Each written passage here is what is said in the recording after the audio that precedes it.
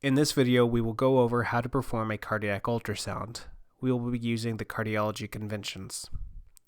For the parasternal views, we will use anywhere between the 2nd to 5th intercostal space, anywhere in this area. For the parasternal long axis view, the probe indicator will be facing the patient's right shoulder, about 10 o'clock. For the parasternal short axis view, we will simply rotate the indicator to the left shoulder, about 2 o'clock. The apical forechamber is typically immediately inferior and medial to the nipple, where the PMI is, right here. The probe indicator will be facing 3 o'clock. In the subcostal view, the probe will be positioned immediately underneath the costal margin under the xiphoid process. The indicator will be facing 3 o'clock.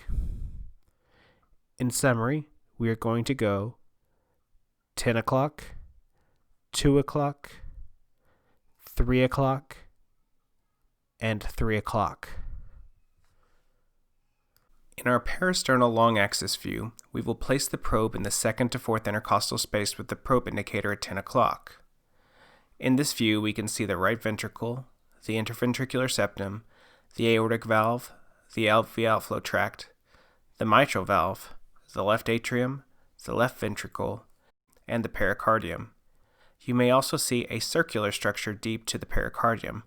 This is the descending thoracic aorta and is not well visualized here. Next, we will turn our probe 90 degrees to the 2 o'clock position to obtain a parasternal short axis view.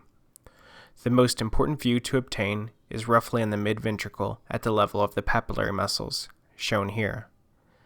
The left ventricle typically appears as a circle and is the dominant chamber. The right ventricle is typically crescent-shaped and wraps around the left ventricle. If desired, the probe can be tilted towards the base of the heart to see the mitral valve here and the aortic valve here. Next, we move the probe to the region of the PMI. The probe indicator is typically around the 3 o'clock position or slightly angled towards the left axilla.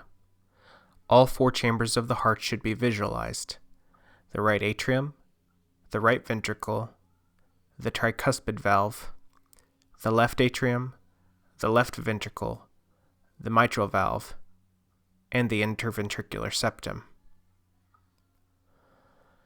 In the subcostal view, the probe will be positioned immediately underneath the costal margin under the xiphoid process. This is typically done with an overhanded grip to facilitate the relatively flat placement of the probe that is needed. The indicator will be facing the 3 o'clock position. You should also be able to visualize all chambers of the heart in this view: the right atrium, the right ventricle, the tricuspid valve, the left atrium, the left ventricle, and the mitral valve. You will also notice the liver in the near field, which is being used as an acoustic window. Finally, turn the indicator 90 degrees to face the patient's head. This is to visualize the IVC, which is coursing posterior to the liver.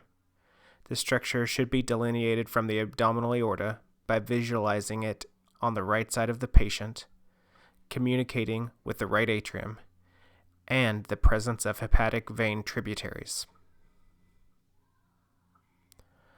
This concludes this demonstration on performing a basic cardiac ultrasound.